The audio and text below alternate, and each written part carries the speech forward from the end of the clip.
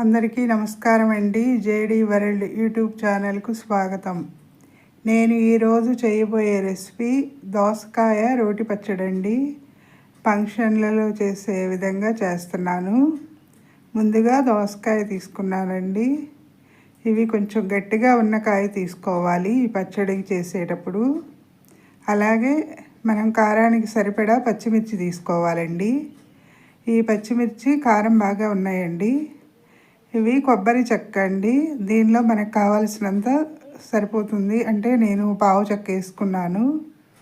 అలాగే ఈ మిర్చి వేయించిన తర్వాత ఇవి కూడా వేసుకోవాలండి. వేయించేటప్పుడు శనగపప్పు, మినప్పప్పు, ధనియాలు, జీలకర్ర ఒక అర స్పూన్ అయితే సరిపోతుంది. మిగతాయి ఒక్కొక్క స్పూన్ చొప్పున. దోసకాయని చెక్కు తీసి ఇలా ముక్కలుగా కట్ చేసి పెట్టుకున్నానండి. పచ్చిమిర్చి కడిగి ఇలా సగం తుంచి పెట్టుకున్నాను, లేదంటే పేలుతాయి. కొబ్బరి కొద్దిగా తీసుకున్నానండి. ముందుగా స్టవ్ వెలిగించి దాకబెట్టాను. అలాగే దీనికి తగినంత ఆయిల్ వేసుకోవాలి. ఆయిల్ వేసిన తర్వాత ఆయిల్ వేడైనాక ఈ పచ్చిమిర్చి వేసుకున్నానండి. పచ్చిమిర్చి కొద్దిగానే అనిపిస్తున్నాయి కానీ కొంచెం కారంగా ఉన్నాయండి ఇవి.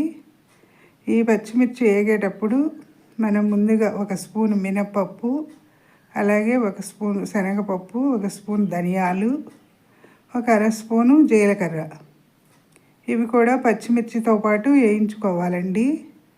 పచ్చడి చాలా టేస్ట్ ఉంటుందండి. ఫంక్షన్లలో పెడతారు కదా, పెళ్లి భోజనాలు అలాంటప్పుడు ఇలా చేస్తారండి. ఇవి ఇలా కొంచెం సిమ్లో పెట్టి వేయించుకుంటే పప్పులు కూడా బాగా వేగుతాయండి. ఇలా వేగిన తర్వాత ఇవి ఒక గిన్నెలోకి తీసుకోవాలి. వీటిని వేడి మీదైనా చేసుకోవచ్చు, మనం రోట్లో చేస్తున్నాం కాబట్టి. లేదంటే చల్లార్చినాక అయితే మిక్సీలో వేసుకోవాలి. నేనైతే రోట్లో చేస్తున్నానండి. దీనికి తగినంత గళ్ళుప్పు వేసుకోవాలి పచ్చడికి సరిపడా. సాలకపోతే సాల్ట్ అయినా కలుపుకోవచ్చండి. ఈ పచ్చడి చేయడానికి రోలు కడిగి పెట్టుకున్నానండి. మనం ముందుగా వేయించి పెట్టుకున్న పచ్చిమిర్చి, శనగపప్పు, మినప్పప్పు, ధనియాలు, జీలకర్ర అన్నీ కలిపి ఈ గళ్ళుప్పు వేసాను కదండి, వీటిని ఇలా దంచుకోవాలండి. ఇవి కొంచెం నలిగిన తర్వాత కొబ్బరి వేసుకోవాలండి. దీనిలో కొబ్బరి కూడా కొంచెం కచ్చాపచ్చాగా, రోట్లో చేసిన పచ్చడి టేస్ట్ చాలా బాగుంటుందండి. ఈ ఫంక్షన్లలో చేసే ఇదివరకు మా చిన్నతనంలో ఇలానే రోట్లో చేయించేవాళ్ళు వంట మేస్త్రులు. అప్పుడు చూశానండి ఇలా చేస్తారు. తర్వాత అమ్మవాళ్ళు కూడా అప్పుడప్పుడు చేస్తారండి. తర్వాత మనం ముందుగా ఈ దోసకాయ గింజలు వేరుగా తీసి దానిలో మనకు కావలసినంత చింతపండు నానబెట్టాలండి. త్వరగా మెత్తగా అవుతుంది చింతపండు. అది వేరే నానబెట్టడం వల్ల గుజ్జుగా కూడా ఉంటుందండి. ఇప్పుడు మనం ఈ గింజల్ని ఇందులో వేసి నూరాలి. పచ్చడికి ముందుగా కట్ చేసి పెట్టుకున్నవి ఇలా నూరిన తర్వాత ఇవి కొంచెం వాటర్ ఎక్కువ ఉంటుంది కదండి. ఇప్పుడు ఈ సమ్మర్లో కొంచెం తక్కువ, అదే వర్షాకాలం అయితే మరీ ఎక్కువ నీరు ఉంటుంది. దీనికి ఎల్లుల్లి, జీలకర్ర అండి. నేను వీడియో కోసమని ఎక్కువ ఏం చేయను, నార్మల్గా ఎలా చేస్తానో అలా నేను 3 ఎల్లుల్లి రెబ్బలు తీసుకున్నానండి. ఇవి పెద్ద సైజు వేను. ఒక అర స్పూను జీలకర్ర.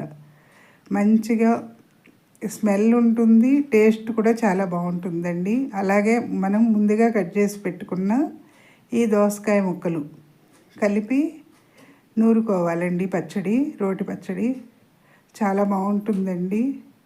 ఇదివరకు అమ్మ వాళ్ళు ఈ పొలాలు వెళ్ళేటప్పుడు అయితే హడావుడిగా చేసుకెళ్తారండి. ఇంటి దగ్గర ఉన్నప్పుడు ఇలా చేసేవాళ్ళు.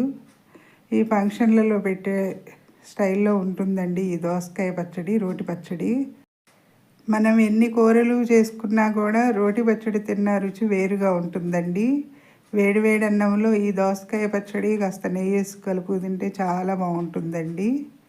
అప్పుడప్పుడు రోటి పచ్చళ్ళు కూడా పిల్లలకి రుచి చూపిస్తూ ఉండాలండి. ఇది వరకు మనం ఏదైతే తిన్నామో అది పిల్లలకు కూడా అలవాటు చేయాలండి. ఇప్పుడు కొంచెం పిల్లలు అన్నీ స్పైసీ ఫుడ్కి అలవాటు పడుతున్నారు కదా, దానికన్నా కూడా ఇది ఆరోగ్యానికి చాలా మంచిది. అయిపోయిందండి. ఇప్పుడు దీన్ని వేరే బౌల్లోకి తీసుకుని కొంచెం ఉల్లిపాయ ముక్కలు కలుపుకుంటే బాగుంటుందండి ఈ రోటి పచ్చడికి. ఇప్పుడు దీన్ని తాలింపు వేసుకోవాలి. ఇలా ఉల్లిపాయ ముక్కలన్నీ వేసి ఇప్పుడు దీన్ని తాలింపు వేసుకోవాలండి. దీనికి ఎండుమిర్చి, మినపప్పు, శనగపప్పు, ఆవాలు, జీలకర్ర ఈ పప్పులు వేయటం వల్ల మనకి పంట కింద చాలా బాగుంటుందండి నమిలేటప్పుడు. అలాగే ముందుగా మనం మిరపకాయలు, శనగపప్పు అవి వేయించుకున్నది దానిలోనే కొంచెం ఆయిల్ వేసుకుని ఇప్పుడు దీన్ని తాలింపు వేసుకోవాలండి. ఇప్పుడు ఆయిల్ వేడైన తర్వాత మనం ముందుగా పెట్టుకున్న మినపప్పు, శనగపప్పు, ఆవాలు, జీలకర్ర, ఎండుమిర్చి వేయించుకోవాలి. తర్వాత దీనికి ఇంగు వేసుకోవాలండి. తాలింపులో టేస్ట్ చాలా బాగుంటుంది, హెల్త్కి కూడా మంచిదండి, అరుగుదల ఉంటుంది. అలాగే 2 రెమ్మల కరివేపాకు వేసుకున్నాను.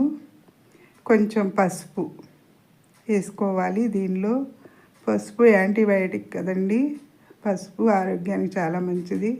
ఇప్పుడు పోపు అయిపోయింది. దీన్ని మనం ముందుగా ప్రిపేర్ చేసి పెట్టుకున్న దానిలో కలుపుకోవాలండి. దోసకాయ పచ్చడిలో, రోటి పచ్చడిలో చాలా టేస్ట్ ఉంటుంది. ఇలా మొత్తాన్ని కూడా కలుపుకోవాలి.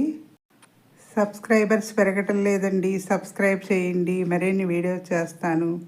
నేను చేసే వీడియోస్ ఎలా ఉన్నాయో మీరు కూడా చేసి ఎలా ఉంది కామెంట్స్లో పెట్టండి. మరిన్ని వీడియోస్ చేస్తాను.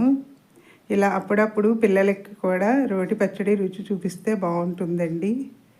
మనం తిన్నదే కాదు, పిల్లలకి కూడా అలవాటు చేస్తే మంచిదండి. ఇంట్లో ఫుడ్ కదా ఎంతైనా కూడా. వేడివేడి అన్నంలో కాస్త నెయ్యి వేసుకుని కలుపు తింటే దోసకాయ రోటి పచ్చడి చాలా బాగుంటుందండి. నచ్చితే లైక్ చేయండి, షేర్ చేయండి, సబ్స్క్రైబ్ చేయండి. మీ లక్ష్మీ కుమారి.